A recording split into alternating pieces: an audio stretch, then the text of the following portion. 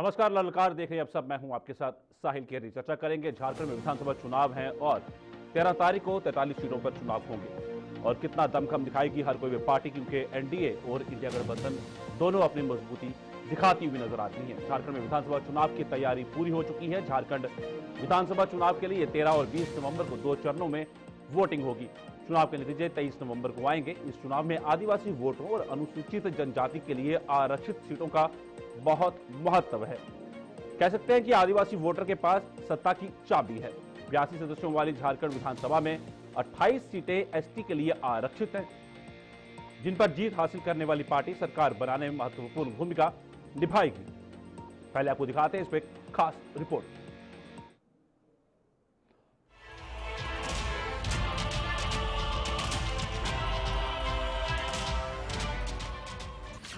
झारखंड के इतिहास में यह 5वां विधानसभा चुनाव।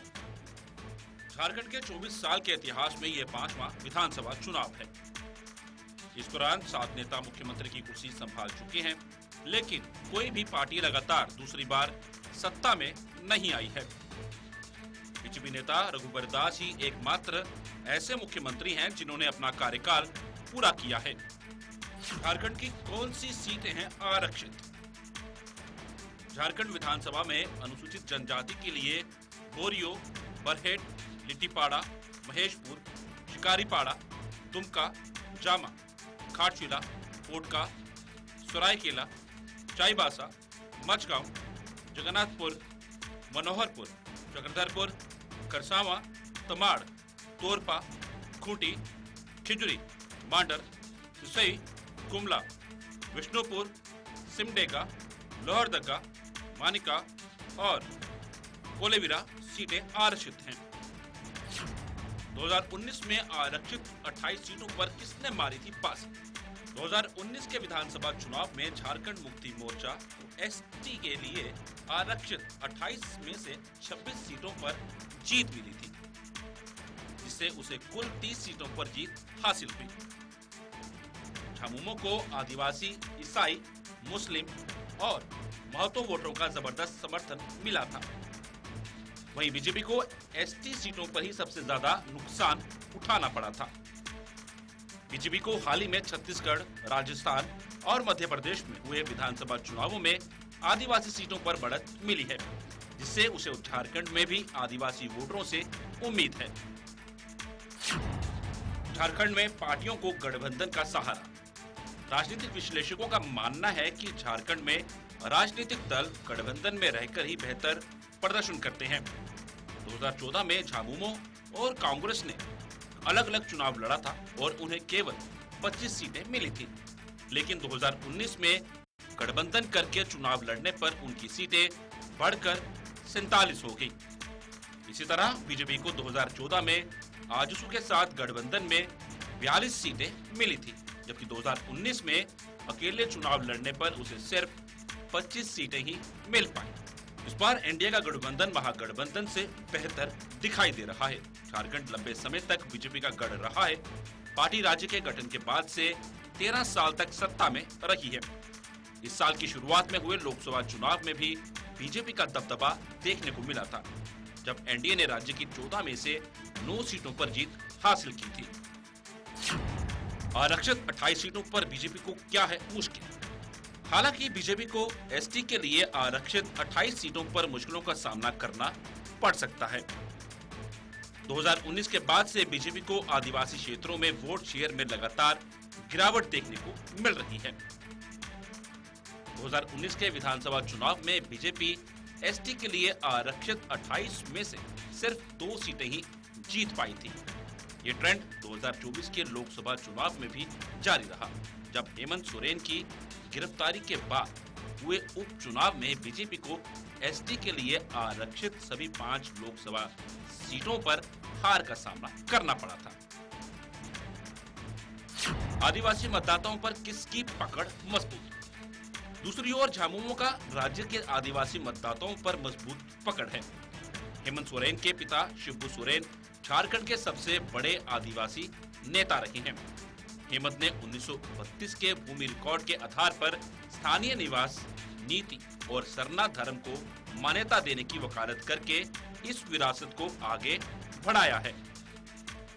इन कदमों से आदिवासी समुदाय को व्यापक हिंदू पहचान में शामिल करने की बीजेपी की योजना को झटका लगा है।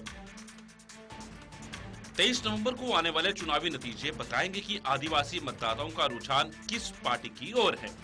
ये देखना दिलचस्प होगा कि क्या हेमंत सोरेन लगातार दूसरी बार सत्ता में आने का मिथक तोड़ पाएंगे या फिर राज्य में सत्ता परिवर्तन का सिलसिला जारी रहेगा।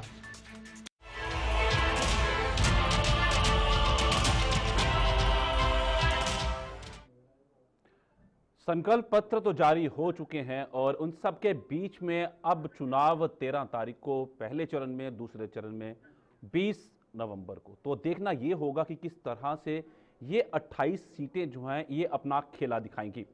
हमारे साथ कुछ खास मेहमान जुड़ चुके हैं, उनके साथ चर्चा जारी रखेंगे।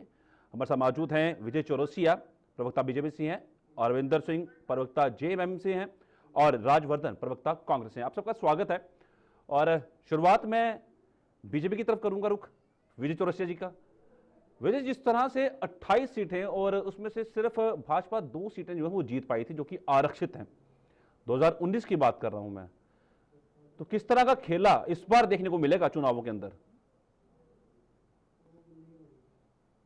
देखिए, 2019 में आदिवासी समाज ने पूरा विश्वास हेमंत सोरेन पे दिखाया था, लेकिन 5 वर्षों के इसके कार्यकाल में जो सबसे ज्यादा आहत है, जो सबसे ज्यादा ठगे गए हैं, वो आदिवासी समाज ही है। चाहे हम घुसपैठ करवा करके उनके बहू बेटियों की अस्मात और दुराचार की बात करें, चाहे संथाल परगना में जमाई बस्तियों को बसा करके उनके जमीनों को लूटने की बात करें, चाहे पंचायती राज में उनकी बहू बेटियों को खड़ा करके और खुद प्रतिनिधित्व करने की बात करें, चाहे वहां की डेमोग्राफी चेंज करने की बात करें, चाहे आदिवासियों की लगातार घटती संख्या की बात करें, और उन संथाल परगना में रोहिंग्या और बांग्लादेशी मुसलमानों के बढ़ती जनसंख्या की बात करें, चारों तरफ से आदिवासी समाज छला गया है, आदिवासी समाज आहत है इस सरकार से।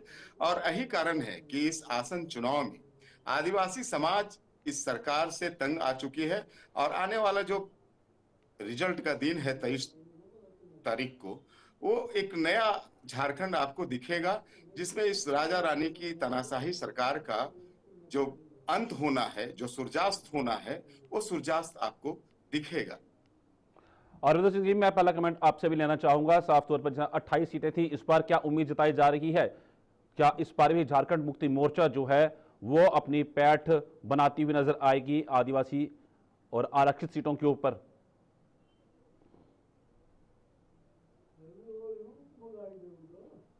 देखिए, हमें इस पे कोई शक नहीं है कि जिस तरह से प्यार हम लोग पार्टी को आदिवासी से कहीं ना कहीं बीजेपी बौखलाई हुई है, और तरह तरह के नए नए हर दिन एक नया शगुफा वो छोड़ते हैं।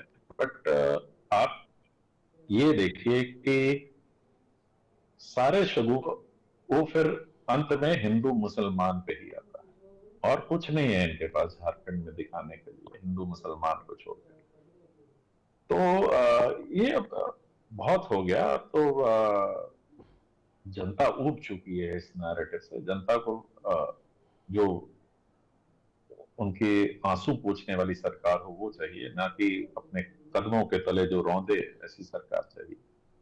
देखिए, ये जमाई टोला वो टोला, अभी मैं और चौरसिया जी दोनों एक साथ ही दूसरी चैनल पे थे, वहां भी हमारी यही बात हो रही थी। तो इनका नैरेटिव आप उनसे गिनवा दीजिए ना, कि मैंने वहां भी कहा था कि आप देखिए, अगर हम आंकड़े की बात करें, क्योंकि देखिए बीजेपी वाले, सेंटर वाले तो बहुत आंकड़ों पे खेलते हैं कि देखिए फलाना आंकड़ा आ गया, कहाँ हम तो विश्व गुरु बन गए। तो आंकड़े की बात है तो इकोनॉमिक जो आंकड़े हैं और बाकी स्टेट वाइज पूरे देश के आंकड़े, क्योंकि मैं ज्यादा स्टेट्स को कंपेयर नहीं कराना चाहता, क्योंकि हमारे यहाँ 2 आजकल बोरो प्लेस आए हुए हैं, मध्य प्रदेश और असम। तो इन दोनों के असम के हिमंता विश्व शर्मा तो ज्यादा टाइम, मुझे लगता है कि असम से ज्यादा टाइम झारखंड में ही दे रहे हैं। चलिए, शिवराज जी तो मंत्री हैं, केंद्रीय मंत्री हैं, वो सब जगह जा सकते हैं। बट एक मुख्यमंत्री अपने स्टेट को छोड़ के दूसरे स्टेट में बैठा हुआ है, तो हम आसाम से ही प्रिपेयर कर लें। औरतों पे, ये बेटी बचाने की बात करते हैं तो वहां पर औरतों पे कितना अत्याचार हो रहा है। ये आदिवासियों की अस्मिता बचाने के, आदिवासियों के हक की बात करना चाहते हैं, तो आज तक टी गार्डन्स में जो आदिवासी हैं उनको मिनिमम वेजेस तक आसाम की सरकार नहीं दे पाई। तो ये इनके दो वादे होते हैं। वहां के लिए जो संथाल, वहां भी बहुत सारे संथाल परगना एरिया से संथाली ट्राइब्स बहुत सारे हैं। उनका क्या, उनको तो आदिवासी एसटी का दर्जा भी प्राप्त, और ये आके हमारे यहाँ से देखिए बड़ी बड़ी बातें करते हैं, और सब कुछ घूम फिर के फिर हिंदू मुसलमान, कुछ नहीं है इनके पास हिंदू मुसलमान करने। ये बीजेपी के डीएनए में है कि जहर उगलो सोसाइटी को, क्योंकि इनके जो आरएसएस आइडियोलॉजी थी, ब्रिटिश सरकार के साथ जो दोस्ती थी, तो एक उन्होंने मंत्र उनसे ले लिया है कि डिवाइड एंड रूल। तो और हमें दिखा रहे हैं कि बटेंगे तो कटेंगे, बट ये इनकी पॉलिसी है कि जब तक हम बांटेंगे नहीं और काटेंगे नहीं, तब तक हम राज कैसे करें। तो इनके कहने और करने में बहुत फर्क है, और जनता जान चुकी है। अभी देखिए कल परसों शायद प्रधानमंत्री जी हमारे रांची में आ रहे हैं, और आज से ही रातू रोड में 2000 हॉकर्स जो डेली रोजी कमाते हैं, खाते हैं अपने घर, और रीजन देखिए कि नहीं वो तो इतने खुश हैं कि कोई नॉन बायोलॉजिकल आ रहे हैं, हमारी गली से गुजरेंगे, इसी में 3 दिन उनका पेट उठ जाएगा, 3 दिन उनका भले ही घर में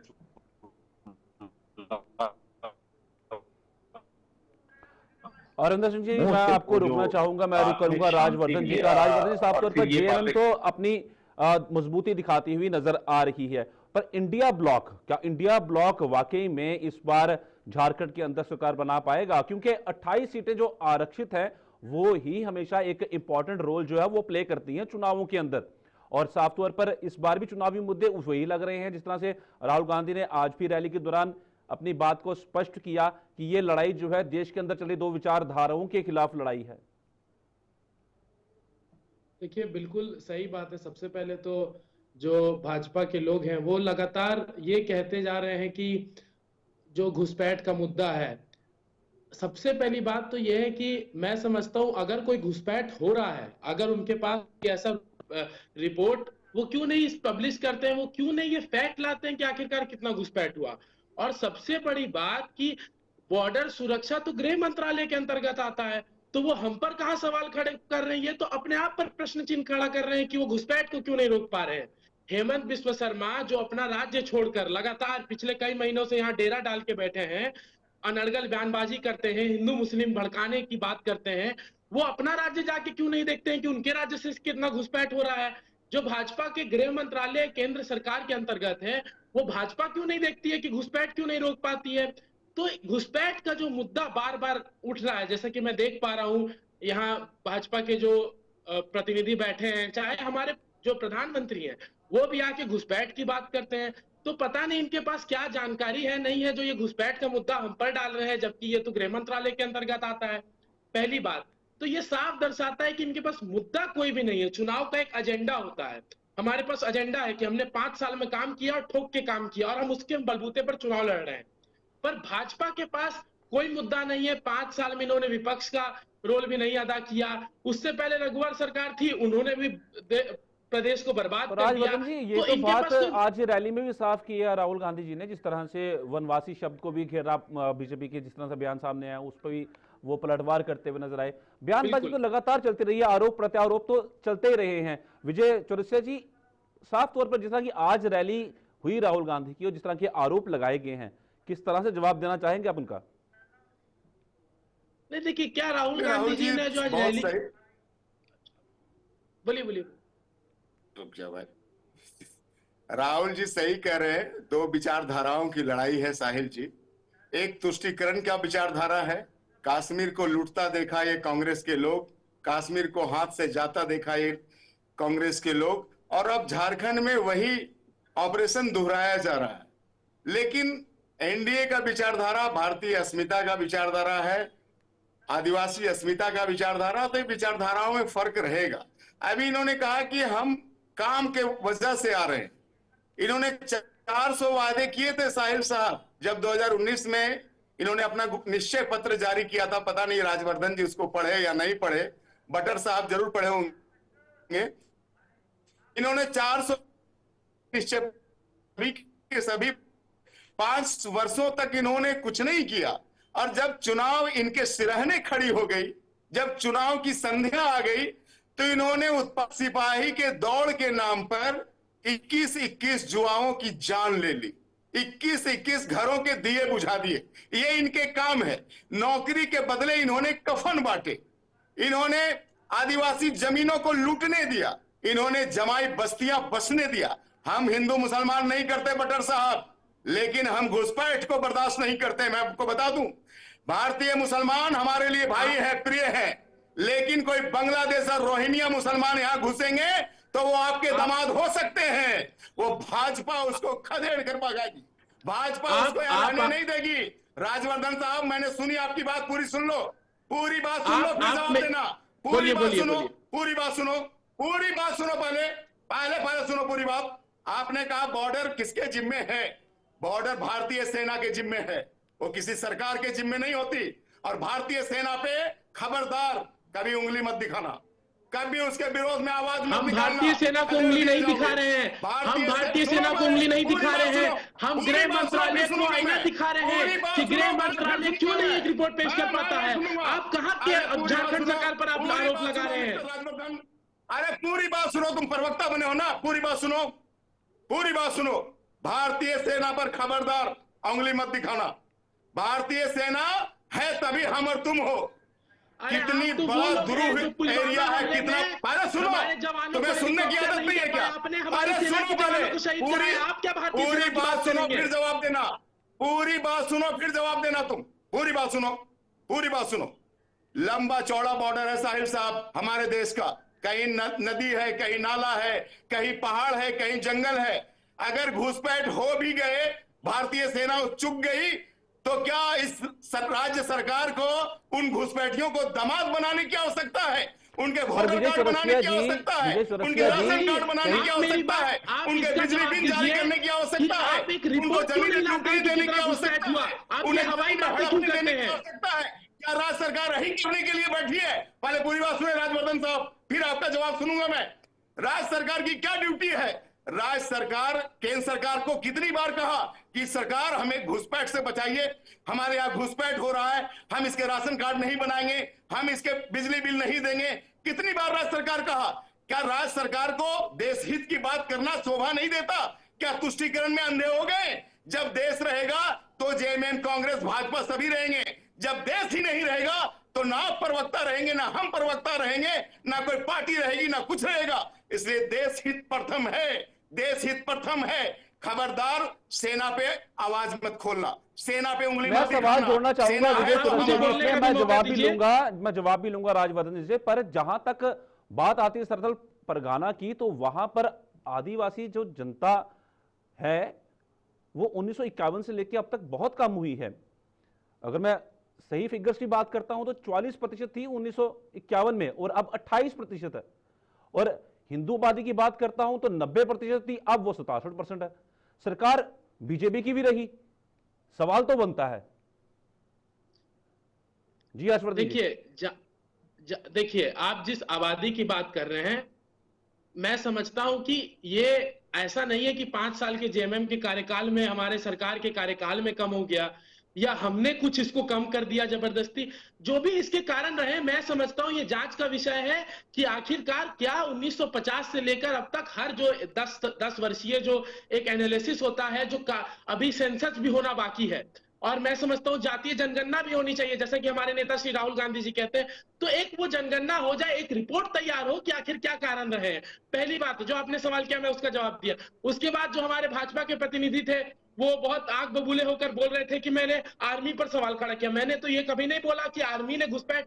मैं बार बार ये कह रहा हूं कि गृह मंत्रालय, देश की आंतरिक सुरक्षा गृह मंत्रालय की जिम्मेदारी होती है। मैं दिल्ली विश्वविद्यालय का पढ़ा लिखा छात्र हूं, अगर आपको ये बात नहीं पता तो आप जाके चेक कर लीजिए। आंतरिक सुरक्षा गृह मंत्रालय की जिम्मेदारी होती है। और पहली बात, घुसपैठियों को निकालना तो बात की बात है, पहले अगर आपका मानना है इतना घुसपैठ हुआ तो आप एक रिपोर्ट क्यों नहीं बनाते हैं? आप एक रिपोर्ट बनाइए कि कितना घुसपैठ हुआ। और आपके आसाम का मैं आपको आईना दिखाना चाहूंगा, आप आसाम में जाके देखिए कि कितना घुसपैठ हुआ, तब आप झारखंड पर सवाल कीजिएगा। वीणा देवी जी भी आज से हमारे साथ जयवर्धन जुड़ जी, चुकी है चर्चा में। मैं अरविंदर सिंह जी का रुख मैं करूंगा इनका पहले। जवाब दे दूं, थोड़ा सा मैं इनका जवाब दे दूं। जी जयवर्धन साहब, आसाम के मुख्यमंत्री हैं तो राजवर्धन। आसाम सुरक्षित है, अगर हमें विश्वास है। सुन लीजिए, पूरी बात बोलने की बड़ी आदत है आपको।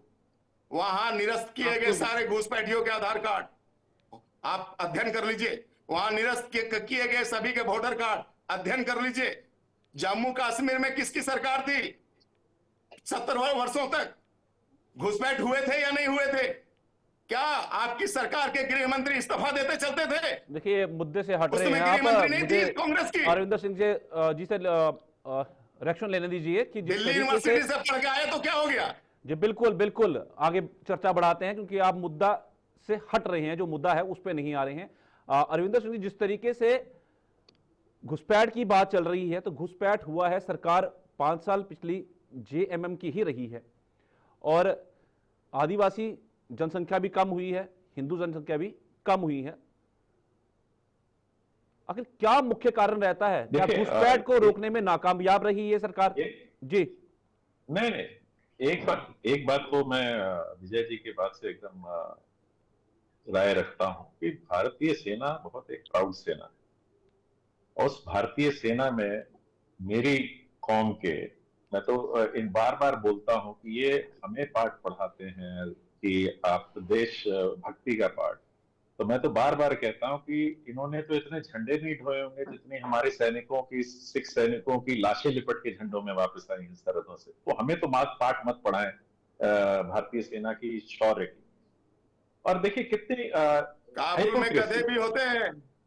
कुछ दिन पहले तक विजय जी आरोप लगा रहे थे कि जो घुसपैठ हुआ वो कांग्रेस के समय में है ना, जब कांग्रेस की सरकार थी, मोदी जी जब से आए लाल लाल, तो उस समय सेना पर आरोप लगाना ठीक था। मोदी जी जब से आए हैं तब से सेना पे आरोप, मैं तो कहता हूं सेना पे आरोप कभी भी लगाना ठीक है ना। और सेना, जब तक अगर हम सेना पे ही आरोप लगाने लगेंगे तो फिर इस देश का होगा। और जहां तक घुसपैठ पे झारखंड सरकार कुछ नहीं कर रही है, तो मैं बार बार देखिए हवा में हम कुछ भी बोल जाए। मैं एफिडेविट जो सेंट्रल गवर्नमेंट का है मेरे पास है, जो हाई कोर्ट में दिया है central home ministry of home affairs Amit Shah ji के डिपार्टमेंट, उसमें पॉइंट नंबर 43 में क्या कहते हैं सुन लीजिए। ये हाई कोर्ट को दिया गया। State government of Jharkhand has constituted a committee for identification and deportation of foreigners under chairmanship of Additional Chief Secretary, FFRO Calcutta, SSP of Representative, NIC and other members. And the central government, in case any assistance is required, central government is ready to help them in as per the provisions of constitution or law. तो committee बनी हुई है, ये report मान रही है कि committee काम कर रही है। जो इन्होंने 254 केसेस भेजे थे उन पे सब पे जांच होके 4-5 जो पकड़े गए। हम तो पहले दिन से कह रहे हैं कि हम ये कहां कह रहे हैं कि घुसपैठ नहीं हुई है, बट हमारा कॉन्टेंशन इतना ही है कि डेमोग्राफी चेंज की जो बात कर रहे हैं वो गलत है।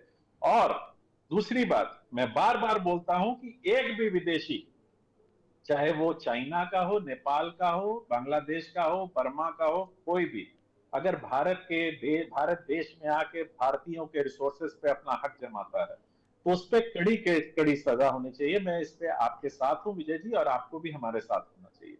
बट जिसको कहते हैं ना कि वो कहावत था कि सूप बच्चे को, पानी के साथ बच्चे को भी बाहर फेंकना नहीं चाहिए। पानी, गंदा पानी फेंकिए, बट भारतीय मुसलमानों का क्या प्रॉब्लम, आपको क्या प्रॉब्लम है भारतीय मुसलमानों से, आप बता दीजिए। आपने पिछले चैनल पे कहा कि भारतीय मुसलमान आपके भाई हैं, तो अगर हमारी नेता ने उनको सलाम वालेकुम कह दिया तो हमारी ने क्या कहा कि नहीं बांग्लादेशी मुसलमान भाइयों आपको सलाम वालेकुम, भारतीयों को नहीं। ये मतलब कहां से इनकी क्या लॉजिक। मैं तो बोलता हूं कि आप चैनल पे एक्सेप्ट कर लीजिए ना कि भारतीय मुसलमान आपके भाई हैं। मैं आपके साथ चैनल पे एक्सेप्ट करता हूं कि एक भी बांग्लादेशी है, चाहिए मिलके उसको भगाते हैं, पर आप पहले एक्सेप्ट कीजिए कि भारतीय मुसलमान हिंदू के बराबर दर्जा रखता है इस देश में। ये एक्सेप्ट करते हैं आप? मैं रुक करूंगा वीना देवी जी बिल्कुल का। एक्सेप्ट करते हैं देव साहब, बिल्कुल एक्सेप्ट करते हैं, लेकिन आप मैं भी सवाल गोल कर गए ना। चलिए मिलकर आप सवाल गोल कर गए ना। आप सुनिए, आप सवाल गोल कर गए ना। मैं आपसे जमाई बस्तियों के बारे में पूछ रहा हूं। ये जमाई बस्तियां कितने दिनों से बसी है आपके सरकार में? ये जमाई बस्ती क्या बांग्लादेशी मुसलमान के साथ आपके पास प्रूफ है?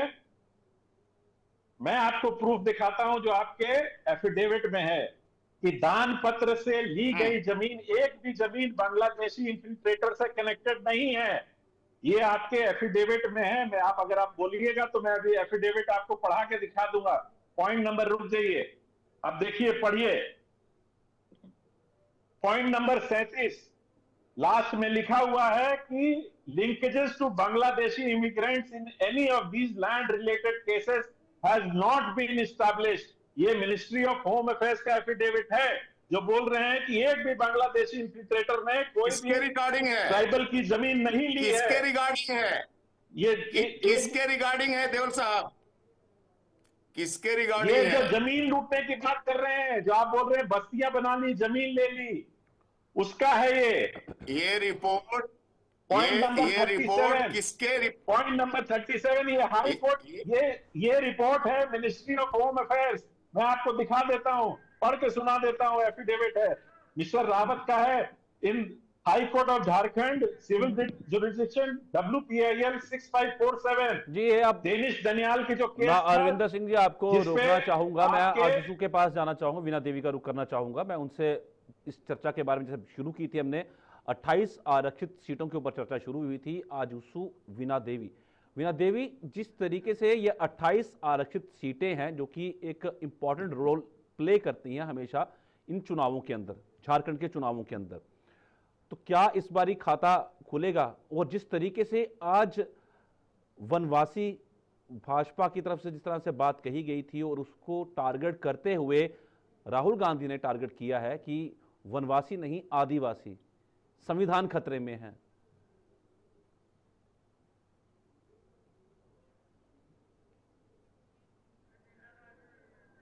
पांच वर्षों से कहते रहे संविधान खतरे में है, लेकिन 7 साल तो आपने ही राज्य किया भारत में। तो भाई आपका संविधान बचाने के लिए आपने कोई मजबूत कानून नहीं बनाया क्या? जब झारखंड आते हैं तब आपको आदिवासी याद आ जाते हैं, जब चुनाव आता है तो आपको जातिगत चीजें याद आने लगती है। लेकिन हम झारखंड में बस विकास की परिपाटी पे अगर बात करें तो इन लोगों को देखिएगा, इन लोगों के पास कोई जवाब नहीं है। आप किसी जातिगत बातों पे कीजिए तो इनके पास असंख्य शब्द है बोलने के लिए। एक बार इनको किसी भी मुद्दे पे बात करने बोलिए कि झारखंड में इन्होंने 5 साल में क्या किए, इनके पास कोई जवाब नहीं मिलेगा। और जहाँ तक आदिवासी सीटों का बात है तो झारखंड की आदिवासी समझ चुकी है कि इनको किस तरह से छला गया है। एक ऐसी योजना, एक ऐसा कार्य जो इन्होंने आदिवासी हित में किया हो तो मुझे बता दीजिए। आदिवासी जमीन को छीनी गई है झारखंड में, आदिवासियों का मान सम्मान यहाँ पे 5 साल तक पूरा ठेस पहुंचाते रही है सरकार, वर्तमान सरकार पहुंचाते रही है। और इस तरह सहायक पुलिस कर्मचारियों को माननीय मुख्यमंत्री के दरवाजे पे जाके पीटा गया था। वहाँ पे कई महिलाएं, आदिवासी महिलाएं थी जो थी, धात्री महिलाएं थी, वो पीटने का काम इन लोगों ने किया। और जब अभी चुनाव आया है तो इनको लगता है कि हमको आदिवासी आशीर्वाद देंगे। आदिवासी झारखंड आदिवासी ही है या मुसलमान है, ऐसी बात नहीं है। झारखंड को एक मतलब जाति के नाम से ना देखें, झारखंड में प्रदेश के नाम से देखें। उस झारखंड प्रदेश को 4 सालों में वर्तमान सरकार सिर्फ और सिर्फ झूठ और लूट की सरकार चलाई है। इसलिए इस बार इनकी जरूर होगी और इस बार इनकी सरकार रिपीट नहीं होगी, क्योंकि झारखंडी जनता जरूर से जाग गई है।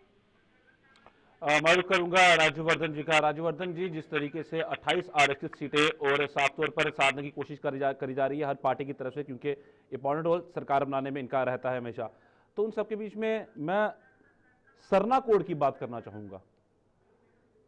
क्या लागू होगा सरना कोड? देखिए, सबसे पहले तो मैं उस पर आऊंगा। पहले मैं एक जवाब दे दूं कि आपको मैं एक सलाह देता हूं। भाजपा के जो हमारे प्रतिनिधि हैं वो बार बार घुसपैठ की बात कर रहे हैं। वो एक बार, आप बस मेरी बात सुनिएगा, इस पे आपको जवाब देने की जरूरत नहीं है। आप एक बार जाके ये देख लीजिए कि आंतरिक सुरक्षा का मामला किसके अंतर्गत आता है और ये किसकी जिम्मेदारी है। यहाँ मैं किसी आर्मी पे या किसी पे कटाक्ष नहीं कर रहा हूं, मैं बस आपको एक चीज देखने बोल रहा हूं, आप जाके प्लीज चेक कर लीजिएगा, उससे ज्यादा मैं आपको कुछ नहीं बोल रहा हूं। पहली बात। दूसरी बात तो ये कि आप जो बार बार ये घुसपैठी का मुद्दा बना रहे हैं, ये आप यहाँ आके डिबेट में भी यही सवाल बोल रहे हैं, आपके प्रधानमंत्री आ रहे हैं तो वो बोल रहे हैं, हेमंत बिस्वा आ रहे हैं तो वो बोल रहे हैं। मैं आपको बता देना चाहूंगा, मुद्दों पे चुनाव लड़िएगा तो 2-4 सीट भी पा लीजिएगा, नहीं तो घुसपैठी वाली बात करते रहिएगा तो विपक्ष से भी आपका सफाया हो जाएगा, कोई फायदा नहीं है ऐसे मुद्दों का लाकर। अब आपने कहा 28 आरक्षित सीटों की आपने बात की और सरना धर्म कोड को लागू करने की बात की। सबसे पहले आपने देखा कि किस तरह जो 28 जो अभी लोकसभा चुनाव हुए उसमें 5 जो आदिवासी जो एसटी आरक्षित सीटें थी उस पर इंडिया गठबंधन की जीत हुई। इसका मतलब यह है कि जनता का मूड पूरी तरह से साफ है कि एक तरफा इंडिया गठबंधन के पक्ष में है ये 28 सीटें। और ऐसा नहीं है कि ये केवल लोकसभा का परिणाम से मैं बोल रहा हूं, आप 2019 का विधानसभा में भी देख ले, मेरे ख्याल से 28 में से 26 सीटें आई थी अभी, ठीक है।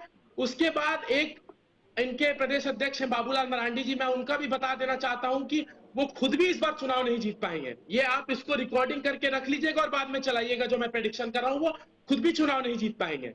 तो ये जो बात कर रहे हैं बार बार आदिवासी आदिवासी बोल रहे हैं, आप ये सोचिए कि इन्होंने हेमंत सोरेन को 5 महीने जेल में बंद करके रखा, कोई सबूत नहीं मिला, एक आदिवासी मुख्यमंत्री को परेशान किया गया, आजाद भारत के इतिहास में पहली बार ऐसा हुआ। तो ऐसे लोग आदिवासी हित की क्या बात करेंगे। आज कल्पना सोरेन जी बढ़ चढ़ के प्रचार करती हैं, कल्याणकारी योजनाओं पर बात करती हैं, चुनावी जनसभाओं में जाती हैं, तो इन्हें मिर्ची लगती है, ये बोलते हैं कि मियां बीबी की सरकार है और न जाने क्या क्या कटाक्ष करते हैं। तो मैं समझता हूं कि भारतीय जनता पार्टी तो आदिवासी हित की बात ना ही करे तो मेरे ख्याल से बेहतर होगा। पर राजवर्धन जी, एक बात तो बड़ी सही है कि छत्तीसगढ़, राजस्थान और मध्य प्रदेश, यहाँ पे तो फायदा ही हुआ भाजपा को, तो उसी उम्मीद पे यहाँ आगे बढ़ रही है। वैसे भी लोकसभा चुनाव के अंदर 14 सीटों में से 9 सीटें जो है भाजपा ने जीती थी। जी विजय चौरसिया जी। बिल्कुल बिल्कुल, मैं इसका भी जवाब दे दूं। राजवर्धन जी को वही जवाब एक सेकंड में इसका जवाब दे दूं। बोल लो भाई, बोल। हाँ, आपने कहा छत्तीसगढ़ मध्य प्रदेश के चुनाव, बिल्कुल उसमें भाजपा चुनाव जीती, जनादेश हमें स्वीकार है, हम ये नहीं कह रहे हैं कि कोई दिक्कत है, जनता ने जो भी फैसला दिया, जो भी समीकरण रहे होंगे, मुझे बहुत जानकारी नहीं कि किन परिस्थितियों में ये वहां चुनाव जीते अच्छी बात है। पर झारखंड का मैंने आपको उदाहरण दिया, झारखंड में लोकसभा बहुत हाल ही का उदाहरण है। और मैं कहता हूं आज आप जमीन पे जाके सर्वे कीजिए, आज आप जमीन पे जाके सर्वे कीजिए, शायद ही आपको कहीं ऐसा मिलेगा जो कोई सीट पे कोई 28 सीटों में कोई बोल रहा हो कि भाजपा की सीट निकलने जा रही है। तो इसमें कहीं कोई दो राय नहीं है, मध्य प्रदेश छत्तीसगढ़ की बात अलग रही हो कि झारखंड में इंडिया गठबंधन सरकार बनाने जा रहा है। जी विजय चौरसिया जी। राजवर्धन जी को भविष्यवक्ता बनना चाहिए, झूठो आ गए पार्टी और डिबेट में, इनको भविष्यवक्ता बनना चाहिए। बाबूलाल जी को भी हरा ही दिए बैठ करके, यहाँ पे पता नहीं कहाँ बैठे हैं, दिल्ली में बैठे हैं कि झारखंड में है राजवर्धन साहब? बोकारो स्टील सिटी में बैठे हैं। जवाहरलाल नेहरू का जो देन है, जवाहरलाल नेहरू के शहर में बैठा हूँ, कांग्रेस का जो बसाया हुआ शहर है बोकारो में बैठा हूँ, दिल्ली में नहीं बैठा हूँ। सुन ले, सुना ना मैंने आपके, सुनो, उतना उतावले होने क्या जा सकता है। आपके जैसे ही लोग थे जिसने कश्मीर को लुटा दिया, आपके जैसे ही लोग थे पढ़े लिखे जिसने कंधार को लुटा दिया। आने वाली पीढ़ियां कोसेगी, आने वाली पीढ़ियां माफ नहीं करेगी। जो तुष्टीकरण का खेल अभी जुआ हो ना भाई, 21 जुआओं की मौत चली गई नौकरी के नाम पर, कुछ आवाज नहीं निकल रही है उसके बारे में। 400 वादे किए थे, एक भी पूरा नहीं किया, कुछ आवाज नहीं निकल रही है। जिस आदिवासी हित की बात करते हो, कल्पना सोरेन की बात करते हो, 4.5 लाख का गोगल्स लगाती है, 1.5 लाख का घड़ी है हाथों में। आदिवासी हित की बात हो रही है, आदिवासियों की जमीनें लूटी जा रही है, सेना की जमीनें अपने नाम कर रहा है हेमंत सोरेन। आदिवासी हित की बात करते हो, आदिवासी हित की बात करते हो। मुख्यमंत्री होते उन्होंने ले लिया था खनन का पट्टा, आदिवासी हित की बात है ये। साबित क्यों नहीं कर देते हैं? अरे सुनो, आरोप का दौर तो चलता रहेगा, पर मेरी बात ये कि सरना कोड क्या भाजपा भी लागू कर पाएगी? क्या सरना कोड भाजपा भी लागू कर पाएगी?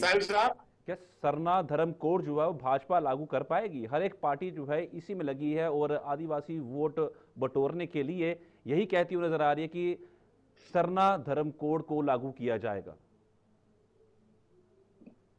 सरना धर्म कोड भी भारतीय जनता पार्टी की जब सरकार आएगी, निश्चित रूप से साहिल साहब उस पर विचार किया जाएगा और जो उचित होगा लागू किया जाएगा। लेकिन इससे पहले मैं बता दूं कि 1951 में जब सरना धर्म कोड था, इसी कांग्रेस की सरकार ने 1956 में उसको निरस्त किया था। राजवर्धन जी को थोड़ा सा बता दें आप। हम आदिवासियों के हित के साथ हैं, हम छल नहीं करते, हम कांग्रेसी नहीं हैं, हम सिर्फ तुष्टीकरण की बात नहीं करते। जो राहुल गांधी जम्मू कश्मीर में जाकर के ये कहता है कि 370 को पुनः बहाल करेंगे, ऐसी पार्टियां पूरे भारत से खारिज हो जाएगी। अभी हरियाणा से खारिज हुई है, अब झारखंड से खारिज होगी। ऐसी पार्टियों की आवश्यकता अपने देश में नहीं है जो 370 वापस लाने की बात करे। ये अपने आकाओं को खुश रखने की बात करते हैं, इनकी दुकानदारी ना बंद हो जाए, इनके ग्राहक ना नाराज हो जाए, इसलिए इसको विदेशी घुसपैठ भी पसंद है। आपकी लेकिन दुकानदारी, भारत की दुकान अस्मिता, सब देश कुछ की बंद होने जा अस्मिता, रहा है इस चुनाव के राज्य की बाद। अस्मिता से इनको कोई लेना देना नहीं है। ऐसी सरकारें इस देश में अब नहीं चलने वाली है। इस देश ने देखा है कि यहाँ का 80% बाहुल्य हिंदू समाज 500 बरस तक इंतजार किया अपने आराध्य के मंदिर बनाने का इसी कांग्रेस सरकार में। अब ये नहीं चलने वाला है। मेरी फिर आप आ गए मंदिर मस्जिद की बात पे, लेकिन मैं फिर आप आ गए मंदिर मस्जिद की बात पे। आपके पास और बचा क्या है बोलने को?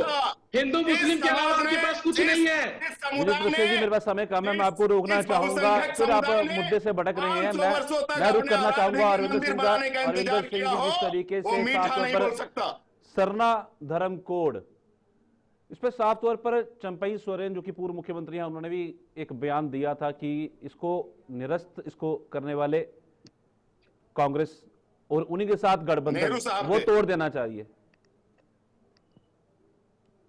देखिए, चंपई सोरेन ने तो एक और बयान भी दिया था कि जब वो सीएम थे तो उन्होंने कहा था कि हमने तो पास करके भेज दिया, बीजेपी ने इसको रद्द कर दिया।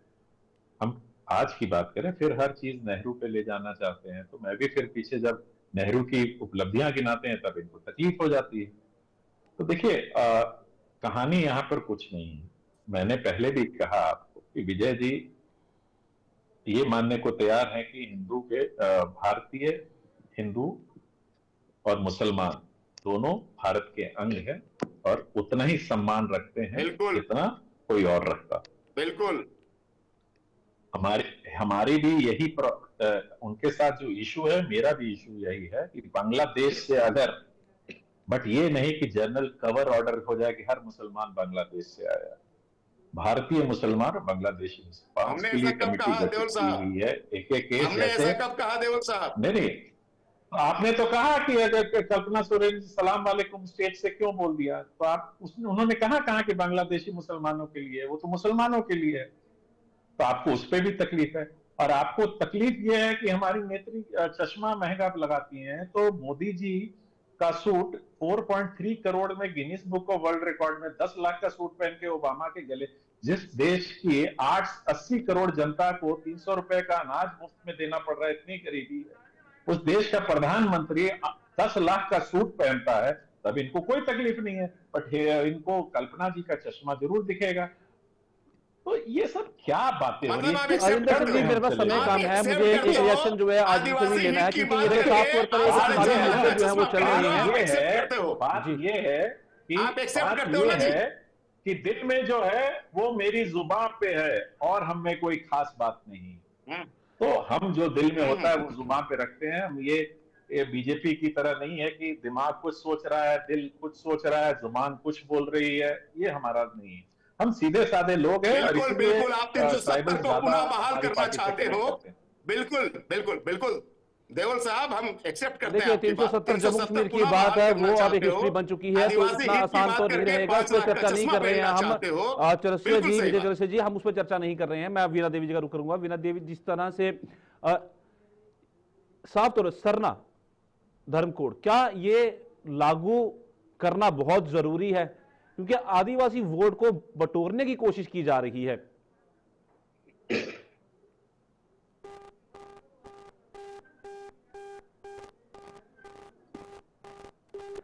मैं रुक करूंगा राजवर्धन जी। राजवर्धन जी, जिस तरीके से साफ तौर पर आरोप प्रत्यारोप का दौर चल रहा है, मुद्दों से भड़का जा रहा है, पर यह बात तो कहीं ना कहीं सच भी दिखती हुई नजर आती है कि सरना धर्म कोड सिर्फ एक मुद्दा बन के रह गया है चुनावों के बीच में?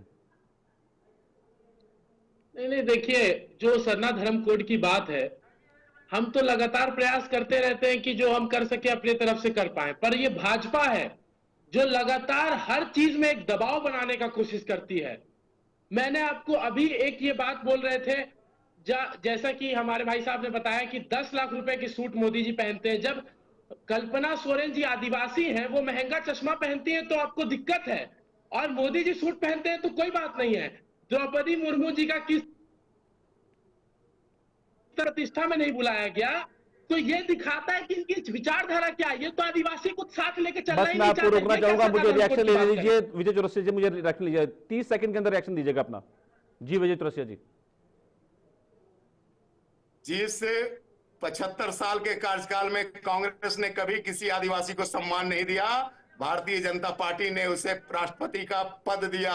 मिस्टर राजवर्धन, उसने भगवान आबा के कर्मस्थली पे आकर के बहुत सारी योजनाओं की घोषणा की। आपको मालूम नहीं है आदिवासियों को कब आप लोगों ने सम्मान दिया? 75 वर्षों में। वो भारतीय जनता पार्टी है जो एक आदिवासी महिला। मेरे पास समय कम है। विजय चौरसिया जी आपका धन्यवाद, अरविंद सिंह जी आपका भी धन्यवाद, और राजवर्धन जी आपका धन्यवाद, वीणा देवी जी आपका भी धन्यवाद। जिस तरह से चुनाव जो है वो तो 13 तारीख और 20 तारीख और 23 को उसके रिजल्ट्स होंगे, तब तो साफ हो ही जाएगा क्या कुछ निकल के सामने आता है। पर उन सबके बीच में अहम ये रहने वाला है, ये जो 28 आरक्षित सीटें हैं ये किस तरह से इसमें एक रोल प्ले करती हैं, क्योंकि जो ये सीट ज़्यादा जीतता है, इसकी वोट शेयरिंग ज़्यादा होती है, तो वो एक इंपॉर्टेंट रोल अदा करती है सरकार बनाने में।